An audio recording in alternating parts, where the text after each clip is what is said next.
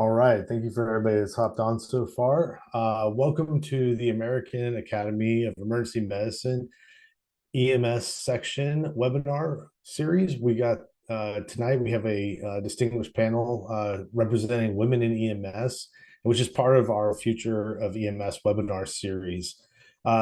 Tonight, we are hosting in partnership with Women in EM, AEM section, and we have the opportunity to talk about the challenges and future of women in EMS. I am Brian Everett. I'm the chair of the EMS section and will be leading tonight's discussion along with Dr.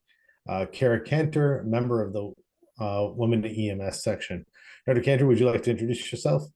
Sure. I'm Kara Cantor. I'm an emergency physician in Northampton, Massachusetts. I do not have a EMS background personally, but I am the Secretary Finance Chair for the Women in Emergency Medicine section, and I'm very happy to be co-moderating this panel. So thank you all for being here. Yeah, thank you again for working with us, and we love to have more discussion amongst having women to be a part of the EMS community. Tonight's program is going to be recorded and uploaded to the AEM website within 1 week. This session is meant to be interactive, so please use the Q&A function if you would like to ask questions in the comments. We welcome and encourage your participation. We're a friendly group and look forward to getting to know each of you better tonight. I'm going to go ahead and introduce our panel tonight, and we're going to start with Dr. Radchek, who is attended the Florida International University at Herman Worthen College of Medicine in Miami, and then completed her ER residency at Texas Tech University Health Science Center in El Paso. She then completed her EMS fellowship at the UT Health San Antonio, where she's been faculty since 2019. She's actually double boarded in EM and EMS, and she's the current medical director for Bexar County ESD 2 Emergency Service District 2, which is a large suburban fire EMS agency in Texas. She also is a associate medical director with San Antonio Fire and part of the office of the medical director at UT Health San Antonio. She originally is from San Diego and describes herself as a Navy brat and is currently very fluent in Polish and has two adorable cats that she will show you any chance she gets. All right, next up we have Dr. Emily Kidd, who's board certified in emergency medicine and EMS and has been practicing emergency medicine for over 22 years and pre-hospital EMS medicine for over 18 years. Dr. Kidd has practiced emergency medicine in Houston, as well as for the Christus Baptist and Methodist systems in San Antonio. She served as an assistant medical director for the Houston Fire Department for 3.5 years, and as an assistant medical director and interim medical director for the San Antonio Fire Department for 7 years. Since 2016, she has served as the Texas medical director for Acadian Ambulance Service. Dr. Kidd is very actively involved in disaster and emergency management at the local, regional, state, and national levels. She was involved in field response and medical direction during Hurricanes Katrina, Rita, Gustav, Ike, and Harvey, as well as the H1N1 pandemic, Ebola crisis, West Texas explosion, and of course the COVID pandemic and recent ice storms. Thank you for being here, Dr. Kidd. And finally, we got Dr. Rachel Ely, who's an active duty EMS physician with the United States Air Force. She currently serves as program director for the DoD's only EMS disaster medicine fellowship. She also serves as associate medical director at the University of Texas Health San Antonio Office of the Medical Director, which serves San Antonio Fire Department and nearly 30 other EMS agencies in the area. She currently serves as acting medical director for Joint Base San Antonio Fire and EMS Service, and is completing. She completed her medical degree at Des Moines University and completed a transitional year at Pinnock. I'm sorry, I messed that up. Pinconnock Bay Medical Center before a residency fellowship at Brooke Army Medical Center. in San Antonio. Her interests include reading music and spending time with her husband and beautiful 19-year-old daughter. So thank you guys so much for being a part of it, part of today. And I kind of want to start off by asking, well, why did you become an EMS physician?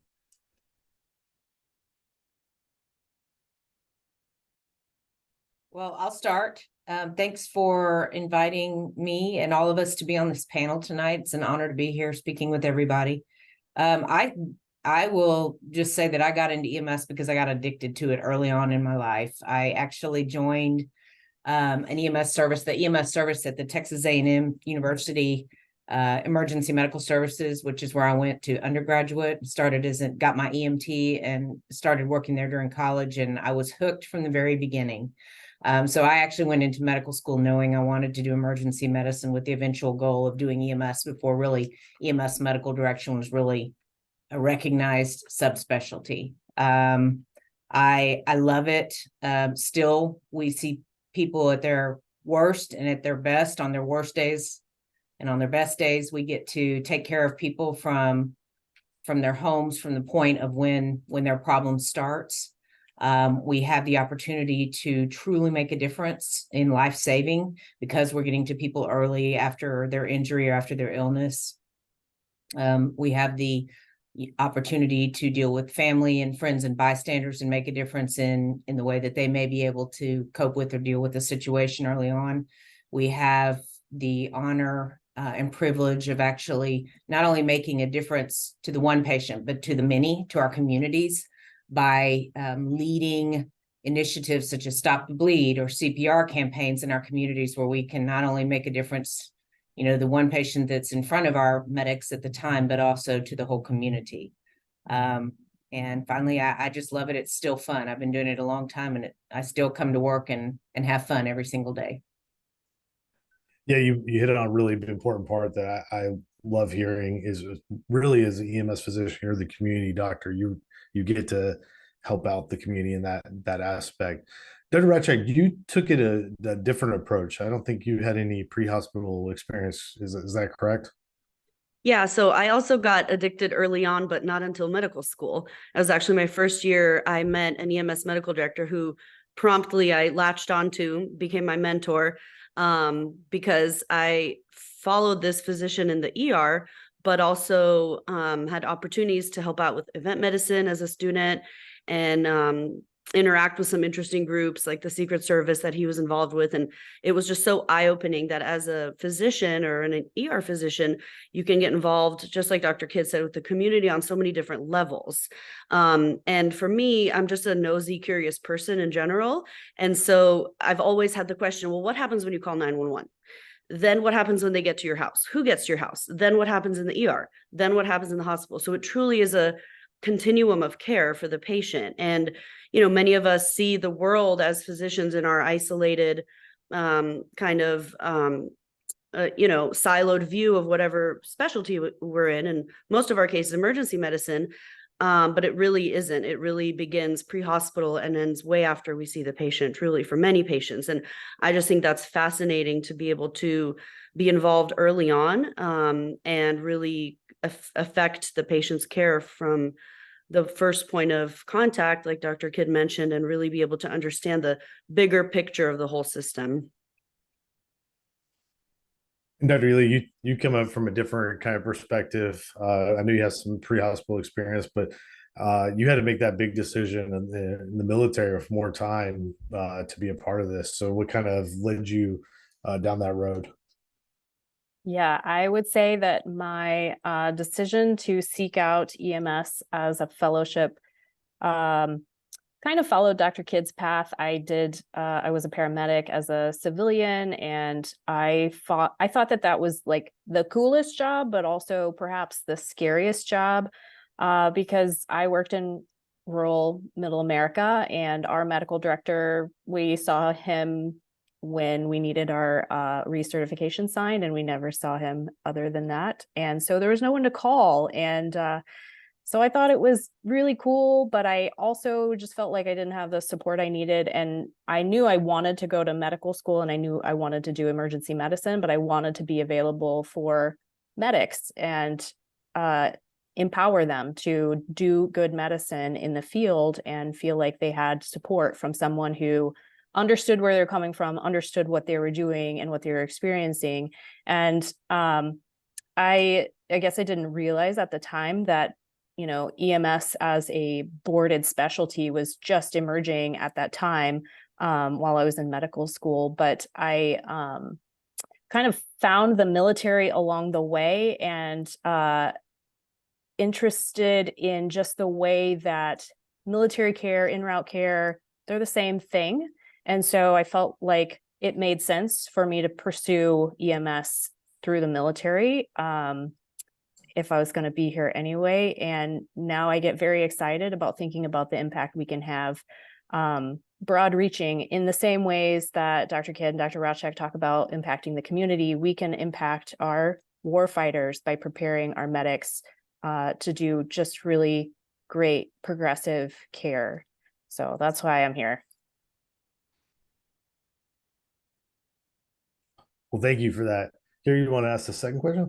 Yeah, what is a lesson you've learned being an EMS physician that you would have liked to know before joining the profession?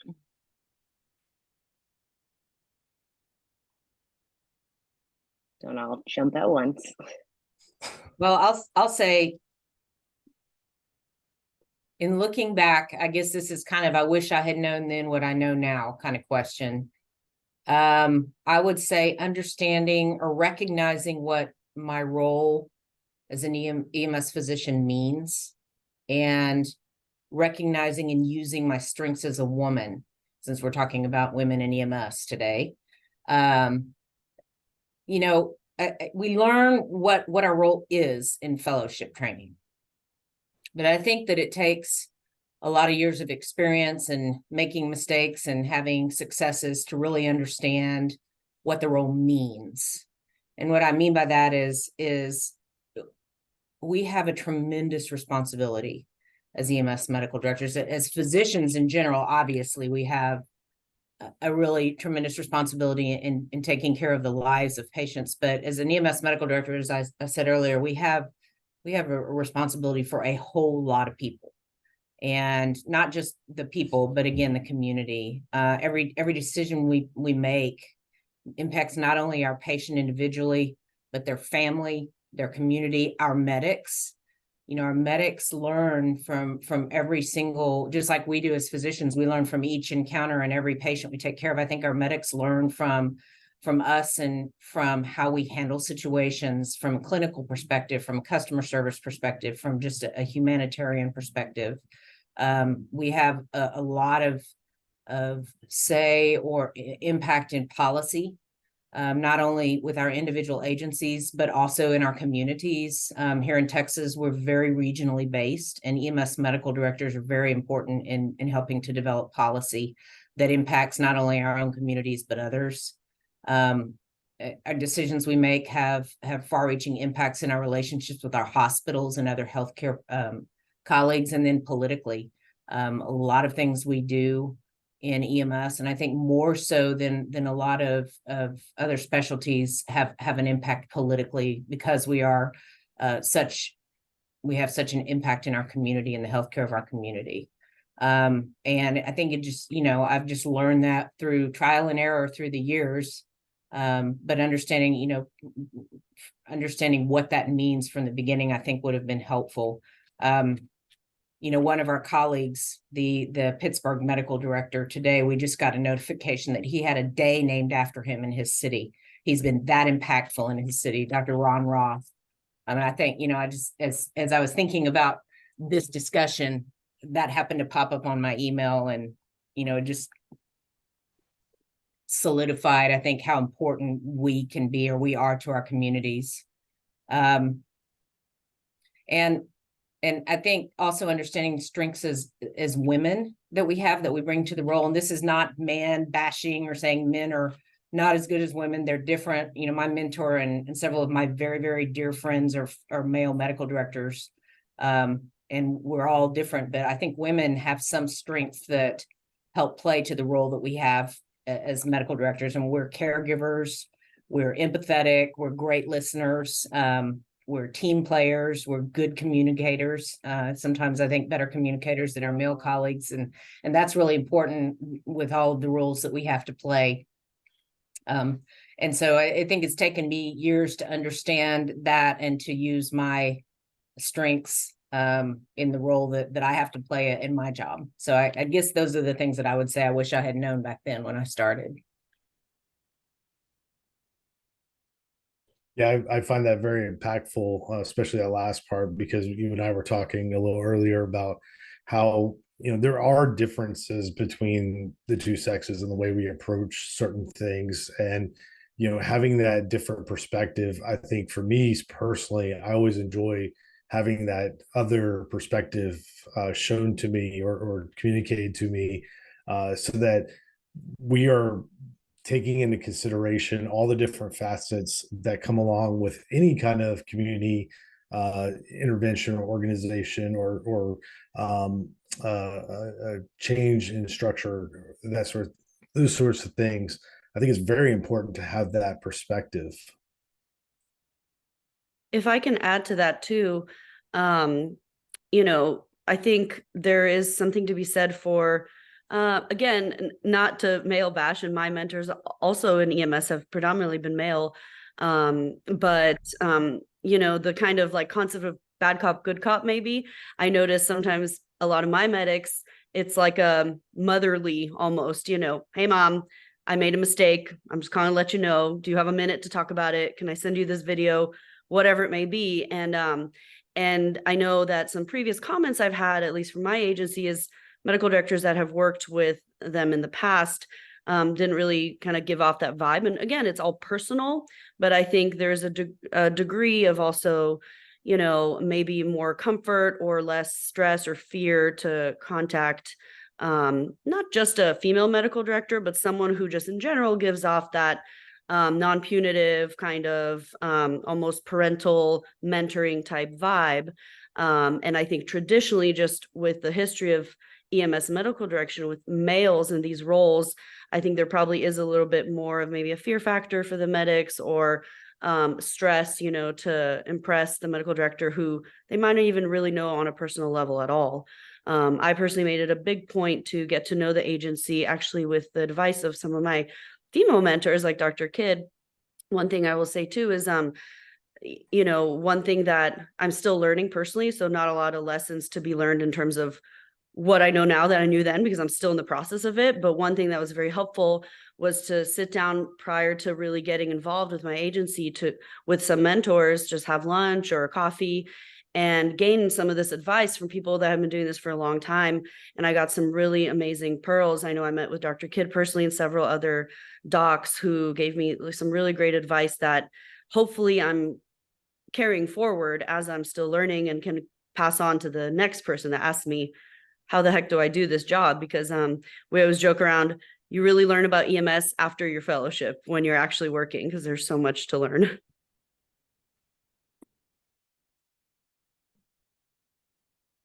I think the only thing that I would add to that is I think I came into training with an understanding that I would, spend 92% of my time in the field and hanging out with medics and doing training and patient care. And I think that's a really common misconception among fellowship applicants. I mean, I see it every year as we interview people for our program. And I think I would just put out there that, yes, there is time for that and there is a place for that. But so much of my time outside of, my academic duties, so much of my time is just serving as a subject matter expert to people who truly have no understanding of what it is that we do.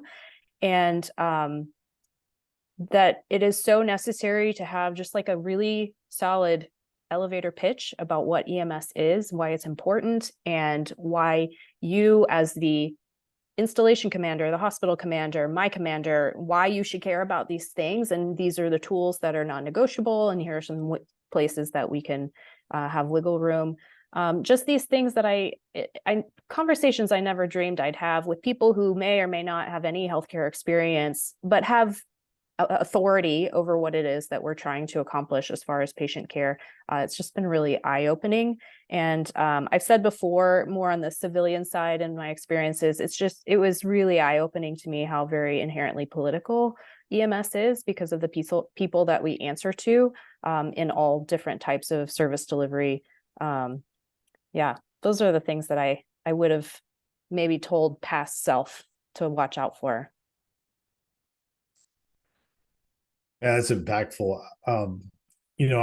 I think it's important for people to understand is you guys are the leaders when it comes to the community and emergency medicine and advocating for the community as a whole.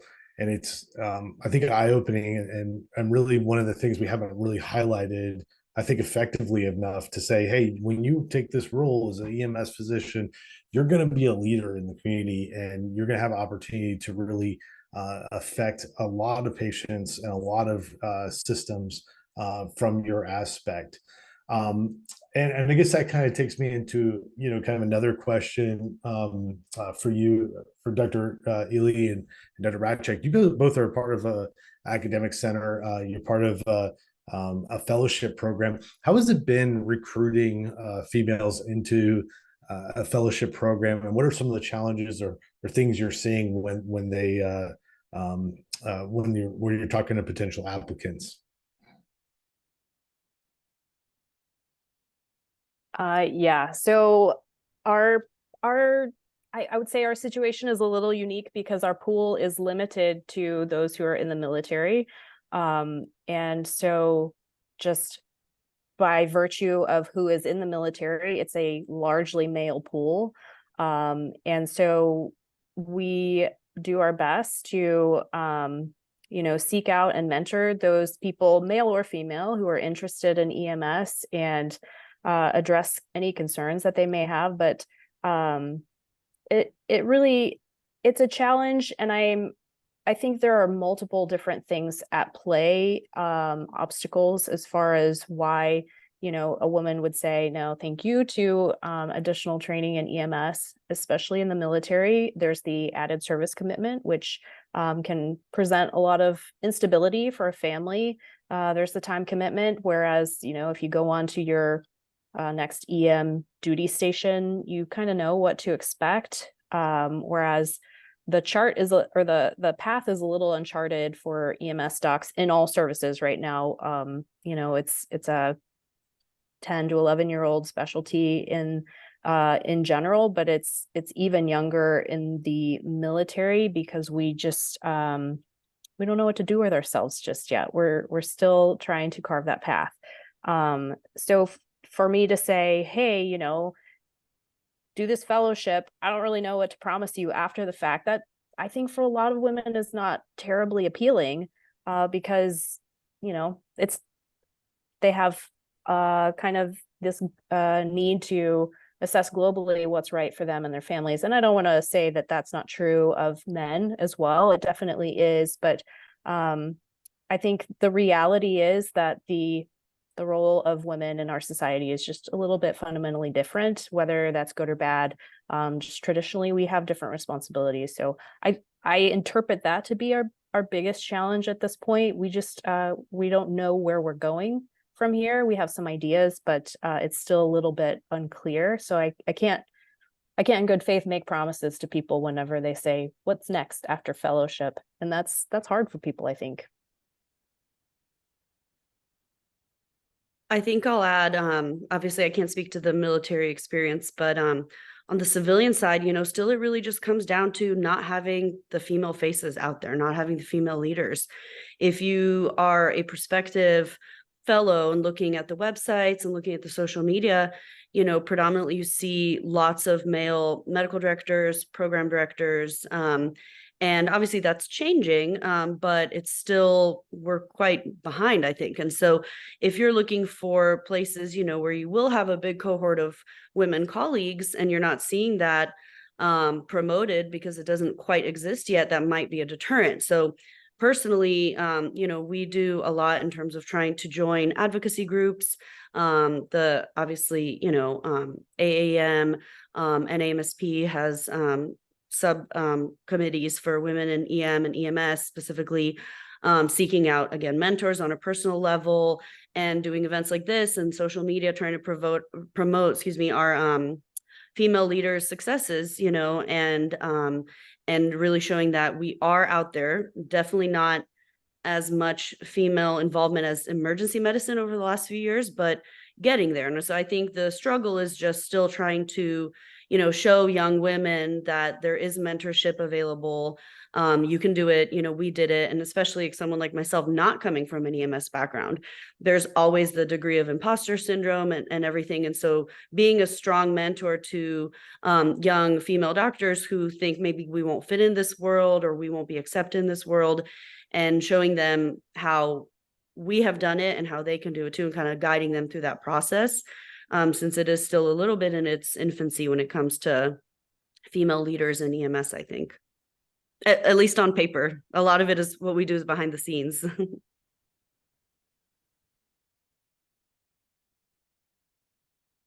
Yeah, the mentorship piece is just, you can't even quantify how valuable that is to see another woman that's doing the job that you find interesting or something you're seeking to do. I don't have anything to add other than to emphatically agree.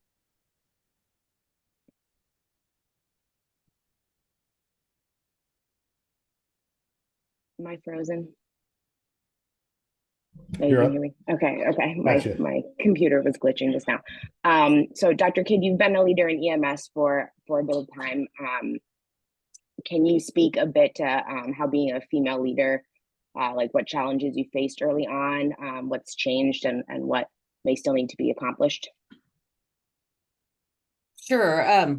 So I can speak to challenges that I have faced, and I suspect Dr. Ely and Dr. Ratchik have faced as well as most women, is I would say number one is work-life balance as a woman, because as we've talked about, and we do have different societal roles as a wife and a mother.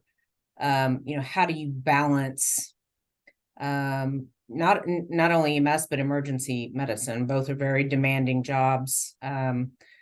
Emergency medicine has requires shift work and holidays and weekends, and you're away from kids' activities and you miss family time, and so that's always a struggle, I think, for all of us to find that balance.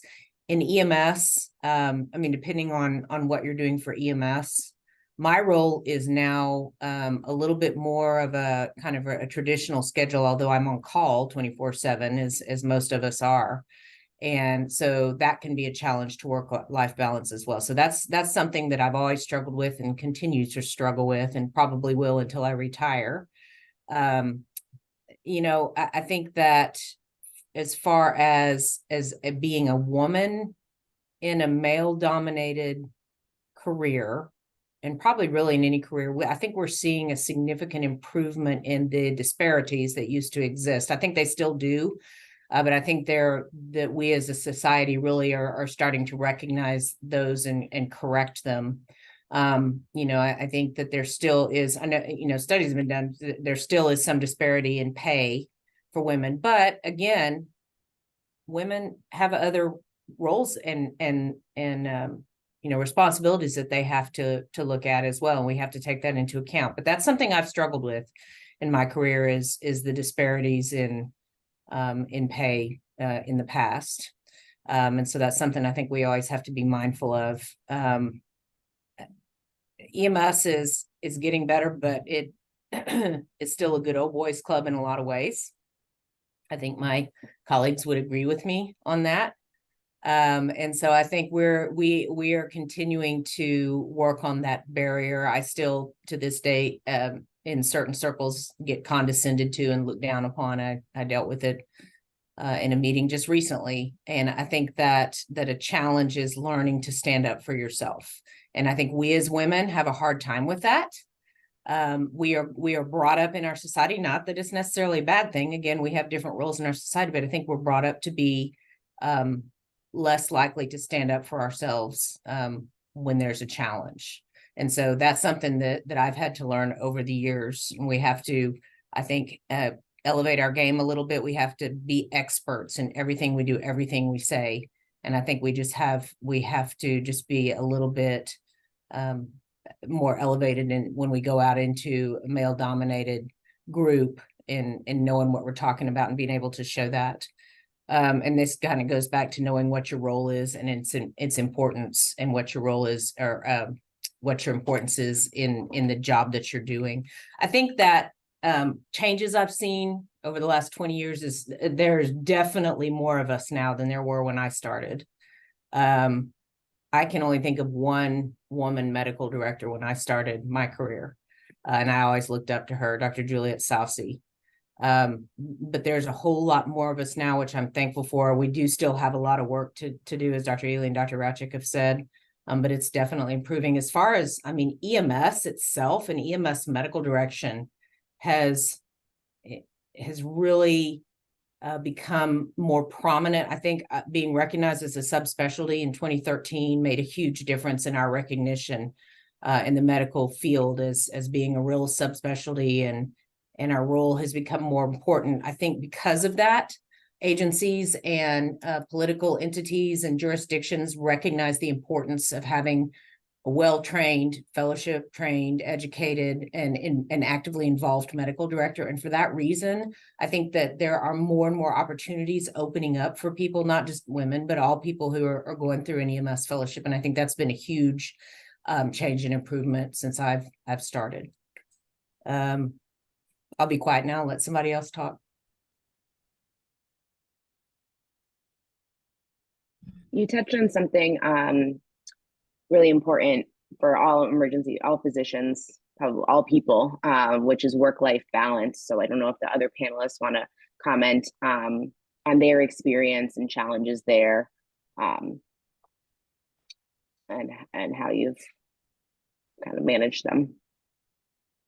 Yeah, I would say when I finished residency, when I finished fellowship, I got advice from senior academicians that in your first few years out, you should say yes to everything, say yes to every opportunity, do all those things to get your name out there, to be, on the leading edge of scholarly activity and teaching. And man, that was the worst advice I ever got. That was terrible advice. Don't do that. You should critically appraise these opportunities as they come to you. Do they serve you in some way? Do they help you? If you're, given an opportunity to do something that does not advance your profession, your career, or your personal goals, then don't do that thing, and don't apologize for saying no. Just say no and move on. If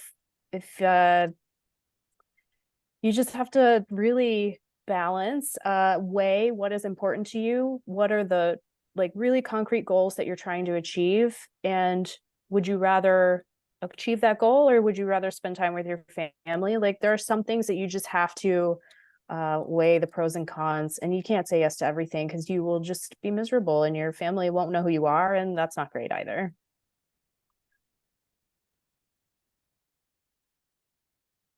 I wanted to touch just on another component of that question earlier, just with kind of tying into the work-life balance, but also Dr. Kidd had mentioned kind of a good old boys club.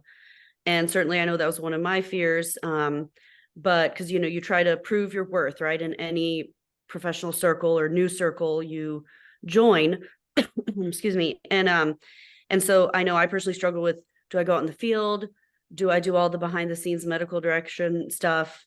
Do I teach more? Do I pick up more shifts? The list goes on, right? Do I spend more time with my family? What about physical fitness and health? Let's not even get started on it, right? So as you, I think, grow professionally and personally, that becomes a little easier. But I think I truly believe that I think the concept of an EMS medical director is changing. I think traditionally it was more of the thought of maybe an EMS physician. Those were actually the ones that were involved out in the field doing the fun stuff, probably had experience as a previous firefighter or paramedic.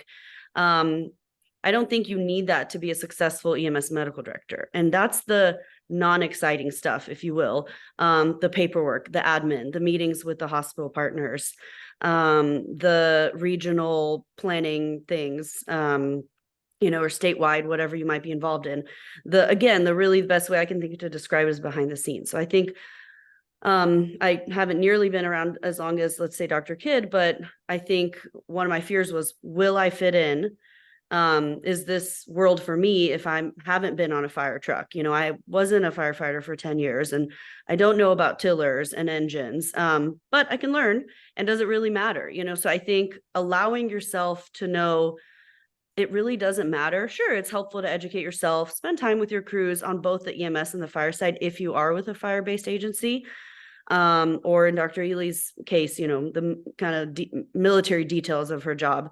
But really, I think you can still be very successful, male or female, but again, especially this applies to the females that maybe don't have extensive fire-based type experience or EMS experience, like many women don't, I think, at least compared to a lot of my male colleagues that I've met.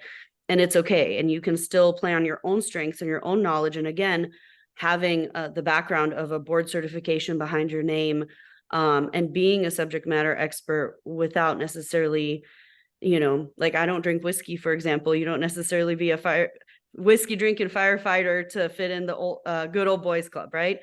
Maybe they wish I did, but I'll stick to my fancy white wine and, little things like that, that make you feel like maybe you don't fit in, but you still do. You can still play on your own strengths and still fit into that group. And I think that's hopefully becoming more and more commonplace these days. I think I think y'all both made great points. You don't have to be one of the boys, and actually you shouldn't be one of the boys. I mean, our role is different. And while I totally agree, you've got to get to know your medics, you got to get to know your agency. We still can't be one of the boys because we're never going to be. But even in our role, we have a different role to play in the agency. And I think it's important to remember that. And as far as work-life balance, I think that also goes to setting boundaries. And I think it's very important. And I think it's hard for probably all of us, career-driven people, men and women, to set boundaries, but you have to do that to maintain that work-life balance. You have to, I think what Dr. Ely said was right on. You do not have to do every single thing you're asked to do. Critically evaluate that. Is it going to make a difference? And is it going to ultimately affect my family? And for me, it's God, then family, then career. And if something's going to take a toll on my marriage or with my kids, I'm not going to do it. And I think we all have to figure out what that means for us and stand strong on that. And again, like Dr. Ely said, not apologize for it, and be okay with that. I think all of us agree we could be at a conference every other week of the year, some conference, some meeting, giving some talk, some speech to elevate our careers, to put ourselves out there. But in the end, that's not only going to take a toll on our families and our personal life, but it also will take a toll back at our home job, which is the bread and butter and what we're supposed to be doing every day. So I think y'all made some awesome points. I just want to say one more thing about the Good Old Boys Club. Yes, I don't want to be in that club. But at the same time, there are sometimes some important conversations that happen at those informal meetings where there are cigars being smoked, is whiskey being consumed. And so again, we're not here to bash anyone, especially men, but if you find yourself in a room where these important conversations are happening and you look around and there are no women represented in a place where women should probably be involved in that conversation, I would challenge you to maybe reconsider the atmosphere that you're setting, because it really just it emphasizes that we're not welcome. So while yes, I can conduct myself in that scenario, that situation, I can fit in. I also think that it's a challenge to the men that are in these clubs to reevaluate the way that they're conducting business, because we need to be in those rooms sometimes. So it's just a challenge, something to think about. I this is maybe a peripherally related example, but in residency, our program director took all of the guys in our class golfing, all of them. And we didn't even know about it. The women in the class didn't know about it until afterward. And man, I never got a personal audience with my program director in such an informal setting. That was never an option to me. And it really was a statement that was made without saying a word about how important my voice was. And it wasn't very, apparently, to this person. So just be very conscientious of the tone that you're setting with the people who need to be involved in those conversations that you may have in closed doors. I kind of want to ask a little follow-up question. This kind of, it's not known. Fire tends to be male dominant. EMS also tends to be male dominant. As a leader of the organization, you may be the only woman there in a leadership position. Have you had any challenges with that, dealing with the actual pre-hospital providers? And if you have, how have you dealt with those situations where there's some questioning of your expertise or authority as a medical director? I think this goes back to what we were talking about earlier is we have to be on our game all the time. And we have got to be the experts in our field. We've got to know the science. We've got to know the politics. We've got to know state and local law, rule, and policy. And just, I think just by being the expert and frankly, by calling out bad behavior in a respectful and kind way, but not apologetic, I think is very important in how we deal with that. I will say, I think if there's a kind of lower level problem, like let's say an individual medic or crew, stand your ground, right? Don't let yourself be a pushover, because there is, maybe not intentionally, but certainly can be a sense of bullying. Even just physically, when you have large males in your presence who you're disciplining, it can be a little intimidating. We've all, we're all emergency physicians. We've all dealt with this, the scary patient, who's bigger than you, who's stronger than you. It's kind of the same. And I'm not suggesting violence. Of course, I just mean more of a mental or emotional situation you're in when you're a kind of a small person with a delicate voice, not me per se, but some of my colleagues might be a little more, perceived as more gentle or pushovers. Don't let that happen. And I think what helps is having the support of the operational side of it, which is going to be your fire chief and your assistant fire chief and your division chief, most of which will be men.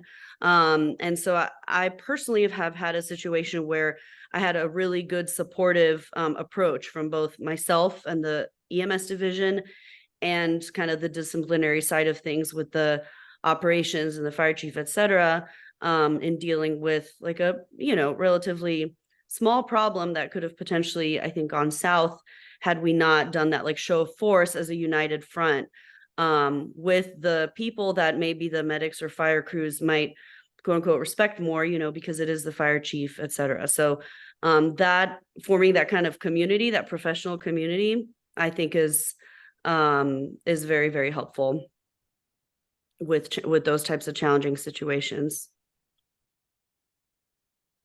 I think in the moment, it's important to come at this with a plan. This is not uncharted territory for any woman in a leadership position. Like this unfortunately it happens. And I think if you kind of rehearse the potential scenarios and anticipate them, not that you're, assuming that anyone is going to misbehave, but just know that it's coming and go into it with a plan of how you are going to react and how you're going to carry yourself so that it's not a surprise in the moment and you're not left speechless with just, shock. And then, of course, the last thing that you would want is to convey hysterics, which is a word that I just absolutely despise.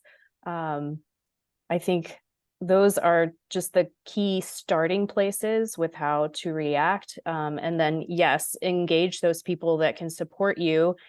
I hate that that's necessary, right? Like, that shouldn't be necessary. If you are the leader, the clinical authority, then that should be enough. But yeah, sometimes you have to go there, and that's when it's really important that, you know, men recognize, hey, this happens, and I need your allyship in this moment. I don't need you to like patronize or, you know, be the bigger boss, but I need your support in this moment. Yeah, it's a really it's just a yucky situation to be in. But I think we've all been in it. We've talked about a lot about EMS physicians and women representing those roles. And I think for me as a male medical director too, I want to make sure that I'm advocating for the women that provide the actual medical care in the field under my license. And so what can we be doing to advocate for these women practitioners getting more than in more making sure that they are having good work-life balance, making sure they are staying in the field for our entire career, and being a part. And also, how do we advocate for our female patients and making sure that our protocols don't forget them? We may have OB protocols, but are they the best? Are they there? And do we have other protocols that are specifically geared towards female patients and respecting their needs and their wants in the community? So kind of just that kind of, how do we advocate for women in general, but in the EMS as a group? Well, I think that this has been touched on several times, but it's so critical is mentorship. Not just for young physicians women physicians who are looking to go into EMS, but as you mentioned, our female medics, mentoring them, spending time with them. There's been several women medical directors, but also women medics that I've worked with over the years that are still dear friends, and we still call each other up and, hey, let me run this past you, let me run that past you. And so mentorship it's a two-way street, right? And so I think that's the most important thing that we can do to advocate for women who are considering going into EMS, or who are young EMS medical directors, is to be there, or medics, to be there and to advocate for them.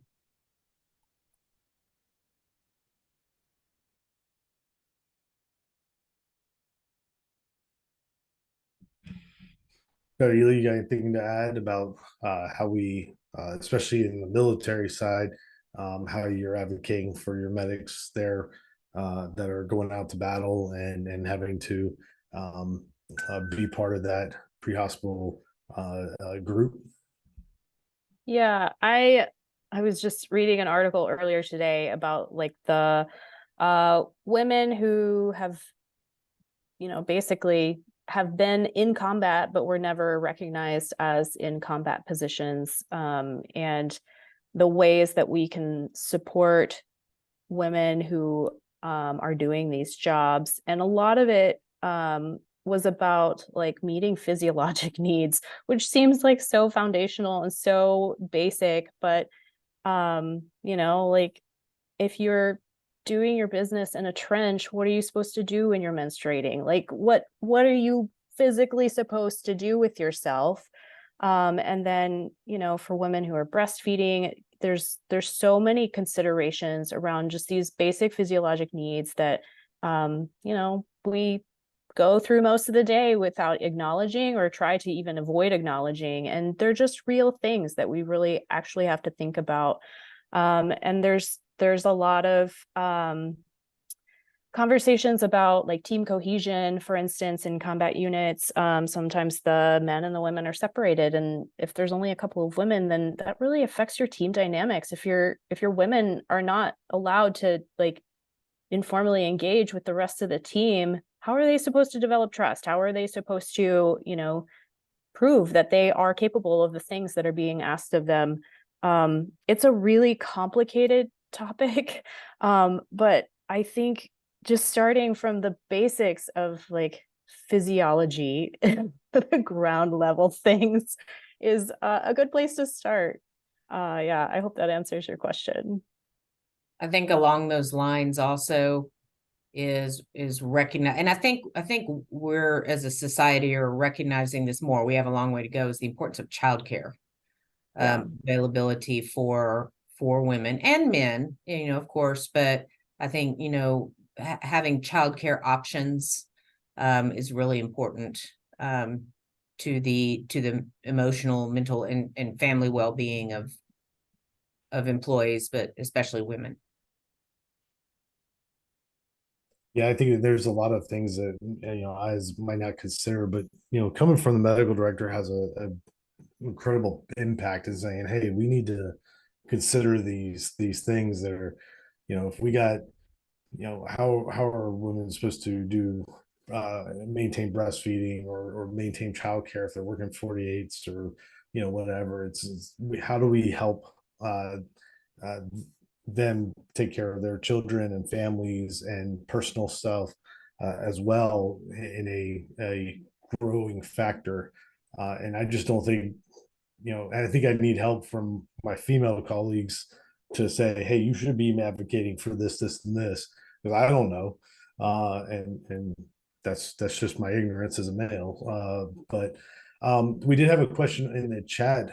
It basically says, how do you approach new groups of departments when you take on that medical direction role, and you set your top, what are your basic requirements of your technicians, and how do you present or talk to them about that when you kind of move into that role, and maybe they're not used to having a female medical director? Do you take any special approach to that? So I'll take this one. I'm not sure if I'm quite answering the question correctly, but what I try to do with each new group is show up personally and introduce myself, give my department phone number, make sure everyone has it stored in their phone, and give my kind of basic 5 or 6 rules. Just a quick intro, these are my expectations. I'm generally very nice. I'm very open-minded. Call me, text me anytime. However, and there's a few things that are just big no-nos for me, the obvious stuff, lying in your charts, impaired provider, et cetera, et cetera. I'm like, those will have some punitive actions. And let's not get to that. If there's an issue, let's try to squash it prior. And so kind of my approach is to set this tone of being fair, just culture, open-minded, et cetera, but also, letting the providers know that certain things won't go unnoticed and certain bad behaviors will be called out and discussed. So it's kind of like a, again, people might see you as a female as kind of a weaker type of leader. So I try to set that tone of, I'll be nice, but I won't necessarily be weak. And just be very direct about it. That's my approach. I list out my expectations, and, tell them, here's my number, and please let me know if you have any thoughts or concerns or questions. And I think that usually goes pretty well. Yeah, I would agree with that. Just laying out up front what the expectations are, and all the things that Dr. Ratchik said, absolutely, and ultimately do the right thing for the patient. Always have your patients first, and if you don't, we're going to have a discussion. I do definitely agree with the just culture as well, and establishing it as you go on, not just when you're first talking with a group, but using just culture so that they know that you are going to be fair, that you recognize that there's human error, they're not going to be punished for that. But when there are things that are being done that are reckless or unacceptable behaviors towards the patients, that's not okay, and that'll be dealt with. But also being consistent. You want your folks to know that you're going to be consistent, you're going to be fair, you're going to apply just culture across the board, and that your expectations are going to be the same for everybody.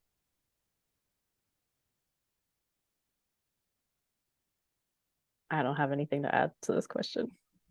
Well, we are coming to the top of the hour, and I wanted to give y'all one last chance to kind of talk, tell us anything else. Specifically, what is the most rewarding aspect of your role, and what do you take home as like, man, I love this job part of the thing, and then we'll kind of close it from there. But I really really appreciate y'all spend time telling me, educating me and everyone else about your aspects and your views on medical directions. So real quickly, Dr. Ely, what's the most rewarding aspect of your role as an EMS leader, and that you take away home and makes you feel all warm and fuzzy inside? Yeah, I love celebrating the wins, right? So in different situations too. So there's the clinical stuff, and a medic just really slam dunk, does the right thing, just amazing call and amazing care. And you're just like, that is awesome. And I'm so proud of you. And you just want to like celebrate with them.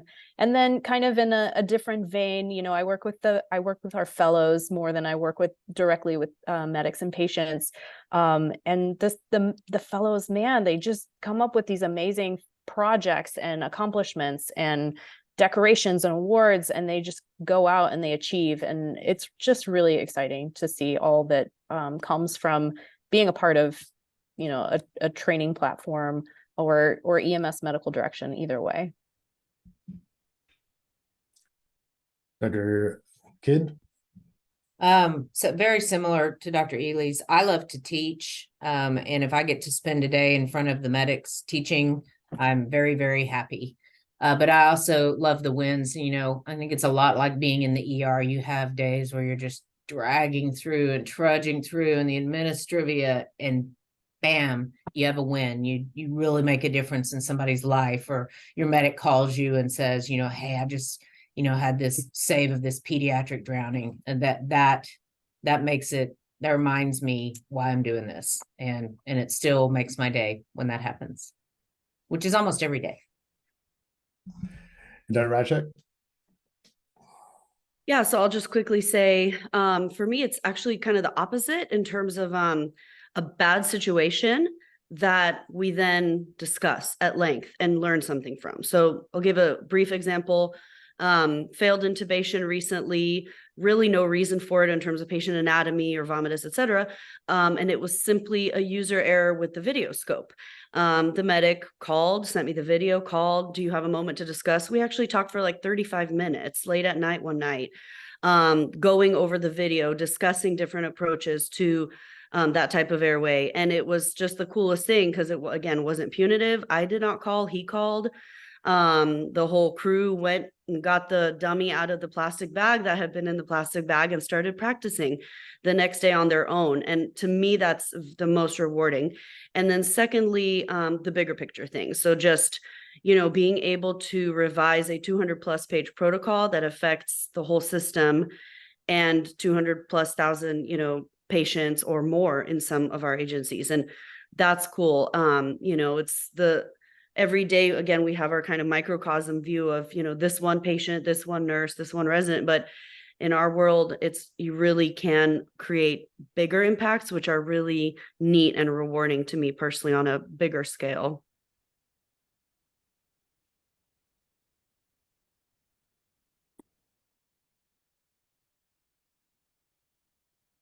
I can't hear Brian. Can anyone else? Oh, sorry. I can't agree more. Seeing the actually muted for a second. Seeing the wins, seeing the professionalism, seeing the desire to take care of our patients, and really affecting the outcomes of our communities is what gives us so much purpose in the EMS, and that makes us sit through the long meetings, dealing with the questions of what's an EMS physician, all that hard work. So thank you guys so much for taking the time out today. Dr. Cantor, thank you for representing Women in EM and partnering with us today on this webinar. We look forward to seeing more of what you guys have to offer and thought processes out there. So thank you all again. This will now end tonight's program, and I I hope you join us on our next webinar in the next coming months. Thank you, Brian. Thank you. Thank you. Thanks, everyone. Have a good night.